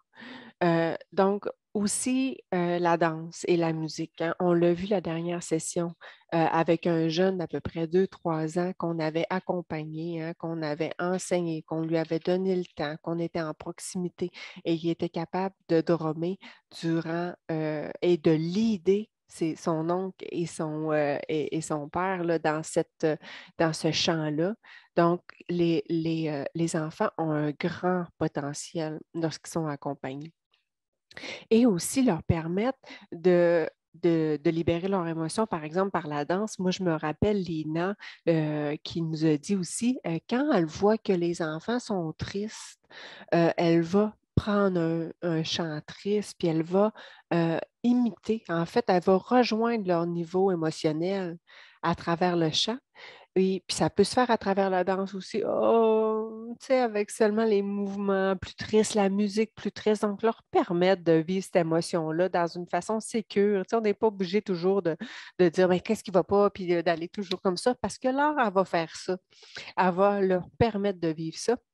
Donc, et tranquillement, on peut élever le niveau aussi s'en allant vers une musique plus gaie. Personnellement, des fois, je me rends compte que je danse tout seul dans mon salon. Je danse souvent tout seul dans mon salon. Puis, il y a des moments où je suis plus triste, où je me rends compte, hey, je fais juste mettre la musique triste, mais c'est ça que mon corps a besoin. C'est ça que mon âme a besoin. Ces temps-ci, j'ai besoin plus d'être gay. Je prends des cours de gigue en ligne. Mais que je me ramasse avec plein d'inconnus, c'est en Colombie-Britannique, puis je gigue, mais j'ai un plaisir fou. Puis mon âme a besoin de ça. Là, puis mon fils, qui a 15 ans, il me regarde, puis il m'a dit, bon, moi, ça y est, c'est son cours de gigue. Il m'entend vraiment là, jouer de la petite patte. Là. Puis et probablement qu'il pense que je suis un peu pas de mon temps, mais ça ne me dérange pas parce que moi, c'est ça qui me fait du bien. Puis c'est ça qui est le fun avec les enfants de vos groupes, de vos âges, parce que, comme je dis, ils n'ont pas de jugement. Moi, j'ai un plaisir fou avec ces enfants-là. Il y avait d'ailleurs une photo, là, 2-3 diapositives où j'avais visité une communauté, puis ils m'ont laissé avec le groupe. Quand ils font ça, je ne sais pas si c'est moi qui ai le plus grand plaisir ou les enfants, mais lorsque j'ai la chance d'être avec un groupe, je vais toujours être à 100%. Et je vais jouer avec eux. Donc, une fois dans une communauté, les enfants ne me connaissaient pas du tout. C'était des enfants d'à peu près 5 à 6 ans. Puis, les enseignants m'ont laissé tout seul avec le groupe. J'ai fait, bon, c'est mon heure. C'est mon temps pour mon temps de gloire.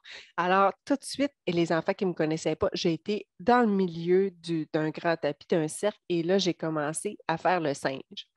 Je dois dire que j'ai comme un don pour imiter le singe, ça doit être mon animal. Mais donc, je fais un grand cri, puis là, je commence à faire le singe, puis je fais vraiment une petite face de singe. Et là, instantanément, les enfants, j'avais leur attention et ils ont voulu embarquer dans ce jeu-là avec moi. Et certains plus timides, n'étaient pas sûrs si j'étais en bonne santé mentale. Les autres se sont tout de suite commencé que je veuille deviner leur imitation. Puis là, c'est sûr, on dansait, on faisait des bruits. Et ça a été un grand moment où j'ai gagné le cœur des enfants, je crois, en un instant. Donc, le grand pouvoir pour vous de jouer. Et j'ai donné des ateliers avec les adultes, entre autres au rassemblement préscolaire. Et c'est dur pour les adultes. Hein? C'est dur de retrouver notre enfant intérieur puis de jouer devant les autres. Hein? On a peur du regard des autres. Donc, on avait fait l'atelier où on prétendait. Donc, on a prétendu justement être un groupe de musique hein, là, où des gens les se regardaient, étaient là, bon. C'est une vraie folle, elle, qui nous anime ça. Pourquoi qu'elle veut nous faire ça? Mais je voulais pour que les gens ressentent, en fait, la liberté que l'on a quand on est capable de jouer vraiment. Et la plupart, quand on a fait le retour après, nous ont dit que c'était dur hein, de jouer devant les adultes, mais elle dit, avec mon groupe, la plupart nous disaient, j'ai pas de difficulté. Donc, avec les enfants, ça vient naturellement. Donc, c'est ce que je voulais un peu vous amener à voir, c'est éviter hein, de trop complimenter les dessins, de dire ça c'est beau, ça c'est pas beau, mais on pourrait dire, tout se développer un vocabulaire. Ah, cette couleur-là, hein, hey, ça te va bien aujourd'hui. Ah oui, je vois que. Ou moi, je dis tout le temps, ah, c'est intéressant, c'est intéressant. Donc, j'amène l'enfant à vouloir encore aller plus, puis découvrir qu'est-ce que lui fait du bien et non pas qu'est-ce que je veux qu'est-ce qu'il pense que je veux pour me faire plaisir. Dernièrement, j'ai vu quelque chose, ça m'a vraiment fait de la peine. C'est un dessin d'un enfant de maternelle que le prof avait marqué sur le dessin en gros rouge, non complet, avec une note, puis parce que l'enfant n'avait pas pu terminer. Donc, on parlait du rythme de l'enfant. Puis là, on lui disait, ben en fait, qu'est-ce que tu as fait, c'est pas bon. Alors que l'enfant s'était vraiment appliqué, tu sais, dans son dessin et tout ça. Donc, je vous amène à réfléchir que pour les jeunes artistes qu'ils sont, vos paroles, vos actions vont avoir un grand impact. Puis on va voir, là, on peut même le voir, un enfant de 2 ans ne va jamais dire mon dessin, il n'est pas beau. Moi, ça me brise le cœur lorsqu'un enfant va chiffonner son dessin, là, puis va dire je ne veux pas que tu le vois, je l'ai raté. Fait que déjà, on voit là que pour lui, il y a une notion de performance. Il y a un travail. C'est un travail, il a raté son travail, il ne veut pas que tu le vois. Donc, comment on peut s'éveiller à ça, comprendre ça, puis essayer de changer nos pratiques en tant qu'éducateur, en tant qu'adulte, pour ramener les enfants à atteindre un niveau de satisfaction, mais aussi de guérison par l'art, par la danse. Puis plus nous, on va être fous, plus on va monter que c'est correct de faire des gestes, même tout ça, ben, plus eux, ils vont embarquer là-dedans. Puis vous allez être embarqués dans cette danse-là. Puis vous pouvez prévenir vos collègues, là, aujourd'hui, là, fais pas le saut, là. Je vais être assez intense dans mes mouvements de danse avec mon groupe, là. J'essaie quelque chose. Fait comme ça, peut-être aussi que vous allez devenir un peu contagieux pour les autres éducateurs.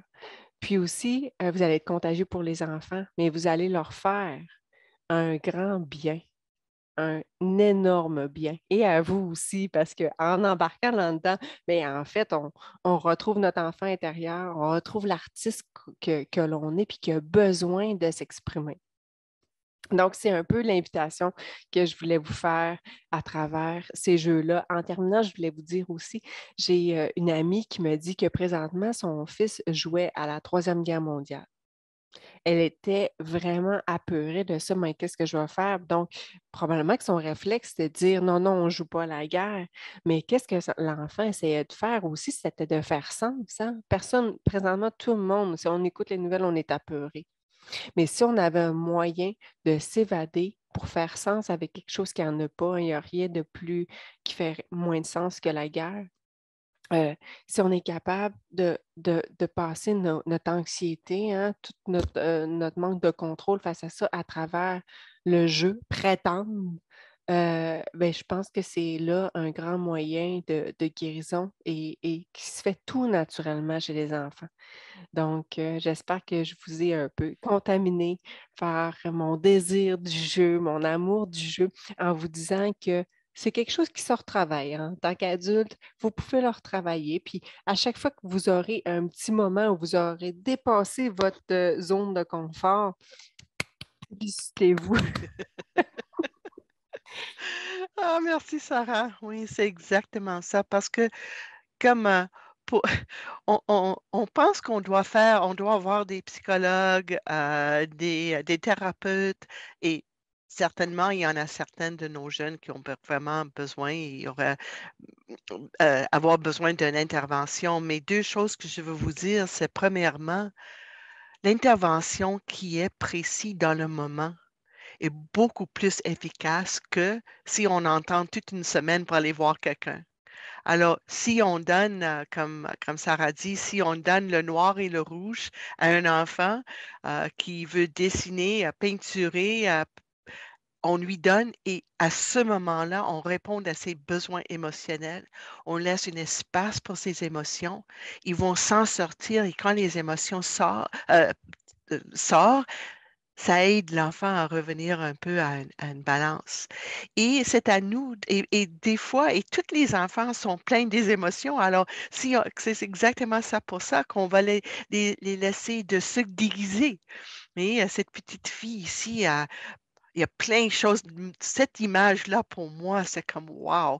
Parce que premièrement, elle est très petite, elle n'a pas beaucoup de motricité en général, mais elle veut faire quelque chose. Elle est tellement là-dedans qu'elle se force à se déguiser parce qu'elle a une idée en tête, l'attention qu'elle prend, le moment. Et ça, c'est le plus grand enseignement qu'on pourrait jamais faire pour un enfant, juste laisser un enfant jouer, mais vous comprenez ce que je veux dire? Ça n'a pas l'air de jouer, mais c'est le jeu parce qu'elle est engagée. C'est ça qu'elle, elle veut faire. Et après ça, j'en suis certaine qu'elle a joué. Je sais pas, Sarah, tu connais mieux qu'est-ce qui s'est arrivé après. Mais après ça, elle est entrée, elle n'était pas elle-même, hein. Elle se déguisait pour exprimer quelque chose que peut-être elle-même pourrait pas exprimer, mais avec le masque qu'elle a créé, elle était capable maintenant, moins vulnérable, de faire quelque chose. Je ne sais pas si tu peux nous donner un petit euh, suivi de qu'est-ce qui s'est passé après. Et cet enfant-là a la chance d'avoir un parent artiste et on peut voir justement que le parent, tu sais, il n'a pas dit, oh non, ça, c'est pas beau. Donc, elle est encouragée à explorer, puis même à se mettre de la peinture, là, probablement pour le visage, là, près des yeux comme ça. Donc, le parent le laisse faire. Mais à ce moment-là, je me rappelle aussi c'est une jeune danseuse, elle a une petite robe clochette. Et elle demande souvent à sa mère de lui mettre sa robe, puis là, après ça, elle-même, tu sais, elle va s'arranger, puis elle va vouloir, tu sais, prétendre là, qu'elle est une grande danseuse clochette. Et puis, elle demande. C'est ça elle a été encouragée, on lui a laissé cet espace, on lui a permis d'être et d'exister à travers ça, mais maintenant, elle en a de besoin. Donc, c'est elle qui demande, est-ce que tu peux me sortir mes affaires? Est-ce que je peux prendre ce temps-là? Puis, et si on est attentif, les enfants, ils vont nous dire de quoi ils ont besoin. Donc, et puis aussi, de regarder des petites choses, tu sais, peut-être ils vont voler quelque chose qui nous appartient pour être comme nous autres, hein. Puis ça, Eva, tu peux nous dire c'est de l'attachement, hein, c'est parce qu'ils Oui, veulent être avec nous autres, être comme nous autres. Donc, peut-être laisser cet espace-là puis dire, OK, aujourd'hui, il n'arrête pas de prendre mon chapeau, là, ou encore, si vous arrivez avec un beau chapeau, peut-être qu'il va vouloir dire, moi aussi, je veux un chapeau. oui. Et peut-être vous allez vous souvenir, moi, je sais que j'aimais me déguiser et d'avoir des fois juste un endroit avec des foulards, tu sais, des grands souliers, un peu n'importe quoi, tu sais, qu'on peut ramasser, mais qui pourrait être drôle aussi. Donc, des petites choses pour se déguiser, puis regardez les enfants aller avec ça, puis ça va vous donner beaucoup, beaucoup de, euh, de données sur comment Mhm. ils sont présentement, puis de qu'est-ce qu'ils ont besoin. Exactement, exactement. Et en se déguisant, c'est comme ça nous permet de, comme j'ai dit, d'exprimer nos émotions sans être trop vulnérable. Parce que c'est pas moi qui est comme ça, c'est madame qui est comme ça, etc. Alors, le déguisement, c'est tellement, il n'y a pas grand-chose, des petits chapeaux, des foulards, c'est pas quelque chose qu'on doit aller acheter des grandes choses, juste des petites choses. Mais pour l'expression émotionnelle, ça donne la permission de se déguiser pour s'exprimer. C'est tellement intéressant. Um, Encore une fois, la danse et juste, juste montrer aux enfants que c'est correct de bouger, mais heureusement, vous avez une culture de danse dans vos communautés. Les drums aussi, ça peut être tellement expressif. Alors, c'est vraiment, il y a toujours toutes les façons, encore une fois, ça développe le cerveau de l'enfant, mais ça permet les émotions à sortir honnêtement, créer un environnement, vous n'avez pas besoin d'instruire, vous avez juste le besoin de donner des outils aux enfants. Vous pouvez aussi avoir vos moments de cercle où vous allez diriger un peu l'enfant vers quelque chose, les faire apprendre des petits rhymes, je sais pas que c'est alors, on peut avoir des moments où nous sommes comme les dirigeants de quelque chose à démontrer et ça, c'est bien aussi parce que ça donne des outils pour les enfants pour développer. Et juste peut-être la dernière chose deux dernières choses que j'aimerais, les histoires aussi pour les émotions, tellement important. Sarah, tu as dit juste avant que vous avez des histoires où il y a des choses comment les personnages font des choses pas tout à fait acceptables. Mais ça le donne, encore une fois, ça parle du fait qu'on fait des erreurs, qu'on fait des choses drôlement, etc. Et pour moi, de plus en plus, je vois l'importance de raconter une histoire au lieu de lire un livre. Et je pense que j'ai déjà parlé de ça et je vais encore parler peut-être souvent parce que je pense l'interaction entre l'adulte et les enfants, c'est une, c'est comme une conversation non verbale parce que le raconteur va raconter son histoire, mais j'en suis certaine, et Sarah, tu pourrais peut-être confirmer ça pour moi, mais j'en Oui. suis certaine que celui qui raconte l'histoire regarde les réactions et l'histoire va vers le sens nécessaire pour ceux qui sont les gens qui écoutent. Oui, exactement. Puis là, ici, qu'est-ce que vous pouvez voir? Regardez les visages. Il y avait toute une classe et j'ai été comme quelques jours avec ces jeunes-là. C'est avec eux que j'ai fait le singe. Mais à ce moment-là, dans la loge de M. Donald, on pouvait entendre une mouche voler. Ils avaient capté leur attention à 100% et il était en train de raconter une histoire quand même assez, je vous dirais, un peu épeurante, là. C'était quand même il y avait une légende sur le castor, mais aussi il leur a donné des enseignements sur le lac, puis il leur a conté une histoire vécue. D'un accident, d'un drame qu'il y avait eu sur le lac. Puis je pense que vous pouvez voir dans les visages que l'histoire a fait écho dans leur cœur aussi, mais ils étaient complètement captivés par ce moment-là. L'histoire n'a pas duré 1 heure. Elle a été quand même dans un certain nombre de temps, assez pour que les enfants, tu sais, ils ne peuvent pas être captés dans ton histoire durant 1 heure, mais il y avait un bon sens du timing de quand je peux quand c'est le bon moment de leur raconter. Il n'a pas fait ça tout de suite en arrivant, quand le groupe était en train d'explorer la loge, de voir qu'est-ce qui se passait, de sentir les odeurs, de regarder le castor qui est en train de dégeler. Il a pris son temps. Quand il a senti que c'était le bon moment, là, il a raconté les histoires. Et les enfants de cet âge-là, à partir de 2, 3 ans, ils adorent qu'on leur raconte des histoires. Puis si vous ne connaissez pas toutes vos légendes, c'est pas grave.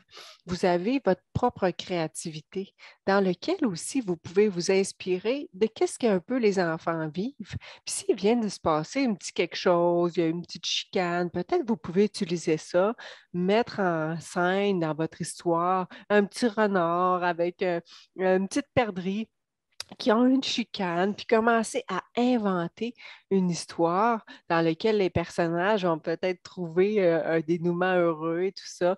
Puis après ça, peut-être dire, ben, demain, on va raconter la suite. Et là, ils vont attendre à demain, hein, ils vont penser. Puis même, vous pouvez leur demander qu'est-ce qui se passe après pour leur les amener à eux-mêmes faire partie de cette histoire-là. Puis là, c'est là qui est intéressant parce que si eux vous racontent une histoire, c'est comme Eva disait, ils vont prétendre et peut-être qu'ils vont vous dire des choses qui se passent dans leur vie, mais sous le couvert, sous la protection de ce petit renard-là qui vont s'être inventés, ben, ils vont pouvoir sortir peut-être qu'est-ce qu'ils ont envie de vous dire, mais ça va tout être protégé par le jeu, par l'histoire. Exactement, exactement. Et c'est pour ça que souvent, des fois, on veut pas déranger ou effrayer les enfants, mais notre système d'alarme a besoin d'être un peu calibré. Alors, mais encore une fois, c'est encadré par le lien d'attachement. Et alors, c'est important de vraiment parler des vraies émotions, de la peur, de la frustration, de le fait que tout le monde n'est pas toujours gentil les uns avec les autres. C'est important de parler de ça. Hum, euh, comme j'ai dit aussi, une autre chose qui est tellement dans le cœur et la tête d'un enfant, c'est le peur d'être perdu. Et je me souviens, moi, j'ai 72 ans. Alors, ça fait longtemps que je n'ai pas pensé à ça, mais je n'oublie jamais une petite histoire qui était, j'ai aucune idée pourquoi une préférée, parce que j'avais des parents qui m'aimaient beaucoup, mais tout de même, pour moi, c'était le petit, un petit chien qui était perdu. The Lost Little Puppy, le petit chien perdu. Mais pourquoi les enfants aiment quelque chose comme ça? Parce qu'ils ont tellement peur. Et puis à la fin, heureusement, quelqu'un a trouvé le petit, a pris soin de lui. Ah, ça fait du bien. Mais ça aussi, c'est bien de parler de qu'est-ce qui pourrait se passer émotionnellement. euh, à- et encore une fois, alors, le moment d'histoire, les histoires, c'est un moment privilégié pour aider les enfants à vraiment, encore une fois, tolérer les émotions, que les émotions soient acceptées, reconnues, etc. Alors, tout un grand rôle pour les histoires et que dans vos cultures que vous faites tellement bien aussi, hein, ça fait partie de votre façon de faire. Alors, juste avant de terminer, encore une fois, de ne pas oublier que la nature, encore une fois, nous donne vraiment une capacité de vivre plein de choses. Sarah, pourrais-tu peut-être raconter encore une fois l'histoire de ce petit garçon dont vous avez fait le cueillette des... ah, tu- tu- Celui avec le bâton. oui, Ah, oui, OK, oui, oui. oui. Un de mes premiers terrains à observer une classe d'enseignement plein air, j'ai vu et je m'étais promis de ne pas intervenir et d'être vraiment en position d'observateur. Et là, on est avec des jeunes de la maternelle. Et je vais vous montrer à quel point la nature, elle prend soin de nous, elle nous guérit, elle nous donne tout ce qu'on a besoin dans ce moment-là pour trouver notre calme, retrouver notre bien-être. Donc là, les enfants, le premier 20 minutes, comme je disais, l'exploration. Donc, ils sont dans tous les sens. Ils ont besoin de crier, ils ont besoin de grimper, ils ont besoin de s'exprimer. Donc là, ça va un peu partout. Euh, et ils ne sont pas dérangeants parce que là, on est dans un grand espace. Donc, les enfants sont libres d'aller dans tous les espaces. Et ce n'est pas le moment pour faire des petits apprentissages ou des leçons. C'est vraiment un moment pour laisser aller toutes les émotions par le cri. Donc, il y a un petit garçon qui connaît beaucoup mieux que moi, lui, ce mécanisme-là. Moi, j'observe. Et là, il prend un bâton et on allait à la cueillette des têtes de violon. Et là, on avait tout, tu sais, comment les cueillir et tout ça. Il y avait chacun un petit seau. Et là, lui prend le bâton et là, il tape sur les arbres, il tape sur les têtes de violon. Moi, je le regarde. il me dérange, j'ai envie de lui dire, mais il va-tu frapper quelqu'un? Je regarde les enseignantes, ils vont y enlever son bâton, c'est certain, ils ne peuvent pas le laisser comme ça. Mais le petit garçon, puis les enseignantes et les autres élèves, ben, ils sont habitués là-dedans. Eux, ils vont dehors à chaque jour, donc il sait qu'il ne va pas faire mal, mais il a pris 20 minutes pour moi, 20 longues minutes à taper sur les arbres, les têtes de violon, puis à sortir qu'est-ce qu'il avait besoin de sortir tout naturellement. La nature l'a accompagné, lui a fait ça. Et ensuite, là, je continuais de l'observer. Il a laissé son bâton et il a inventé un petit système avec deux arbres qui étaient comme ça. Donc, il a pris une branche morte, il l'a mis sur les deux. Donc, il a créé une forme de support pour mettre tous les seaux de ses amis. Et là, il a commencé à séparer la cueillette pour que tout le monde puisse en amener à la maison. Donc, j'ai vu un petit garçon qui aurait été très certainement très dérangeant à l'intérieur d'une classe, le 20 minutes où il avait vraiment, vraiment besoin de sortir ses émotions. Et là, je l'ai vu passer à un jeune qui était créatif, émergent, collaborateur, bon coéquipier, calme, innovateur. Et là, je me suis dit que je venais d'avoir un grand moment où j'ai pu observer toute la guérison que la nature pouvait nous apporter. Et la fascination, ici, on peut le voir, deux de mes petites amies qui sont absolument fascinées par cette chenille et qui ne le serait pas, regardez-moi cette chenille. Et moi-même aussi, et de prendre cette chenille-là, hein, il faut trouver notre courage. Et probablement que les deux l'ont pris immédiatement après en voyant que la mère l'avait sur son bras puis que ça faisait pas mal. Je peux vous dire aussi, à un moment donné, dans une expérience d'enseignement plein air, j'ai trouvé 6 petites couleuvres en dessous d'une roche. Je ne savais pas que j'allais trouver ça. C'est la nature qui m'a mis devant cet apprentissage-là. Et là, je me suis dit, j'ai déjà pris des couleuvres en tant qu'enfant, puis là, j'avais peur. J'ai dit, là, il faut que je repasse ma peur de reprendre ces couleuvres-là. Tu sais. Donc, tout le bel apprentissage, puis c'est là que la nature nous amène tranquillement, tout naturellement, à dépasser nos limites. Puis si on regarde les enfants, eux, ils vont le faire à leur rythme. Peut-être qu'au début, ils vont être timides, ils ne voudront pas marcher sur le bout de bois mort, les autres vont être capables, mais avec le temps, en regardant les autres, en laissant le temps, hein, comme Eva nous le dit, en laissant les saisons, le développement aller suivre son cours avec la nature, les possibilités de développement de l'enfant par le jeu sont immenses. Exactement. Alors, pour faire juste un petit retour, encore une fois, le jeu est essentiel pour la croissance et le bien-être émotionnel. Ce n'est pas une performance ou un divertissement et les émotions tendres sont supportables lorsqu'ils sont exprimés en mode de jeu.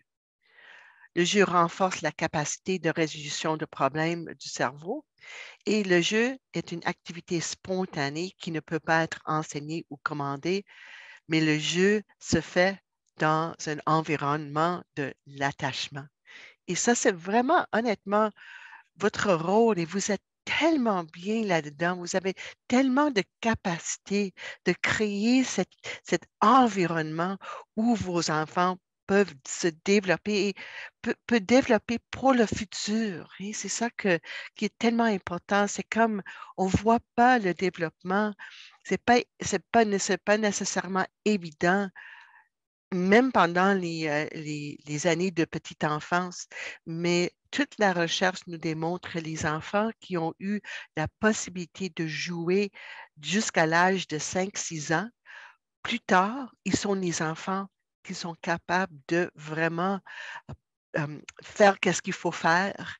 Ce sont des enfants beaucoup plus matures. Ce n'était pas évident dans la première année, deuxième année. Peut-être ils avaient un peu de lacunes, des petits manques au niveau d'écriture. Mais à sixième année, les enfants qui ont joué jusqu'à l'âge de 6 ans étaient beaucoup plus capables. Alors, il faut avoir cette foi, cette confiance au développement. Et puis, j'espère aujourd'hui que c'est ça que vous avez entendu.